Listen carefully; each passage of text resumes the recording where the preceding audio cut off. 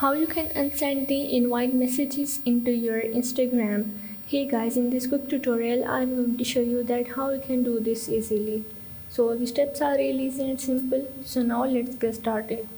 So first of all, you have to go into your Instagram, and here you have to go into your DM and open up the chat.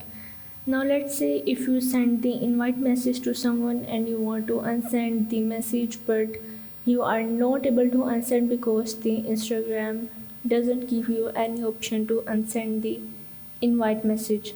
So what you have to do is simply go back and go into your Safari or any browser that you are using and open up the new tab. And here you have to search for the Instagram. So once you search for the Instagram, here you have to go into your login of the Instagram, and you just have to simply click on it.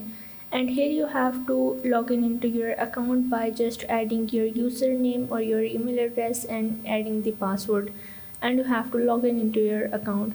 So once you log in into your account, what you have to do is simply go and open up the chat that you want to unsend the invite message, and you have the option to unsend the message, and you just have to unsend the message by just logging from your Chrome or any browser that you are using.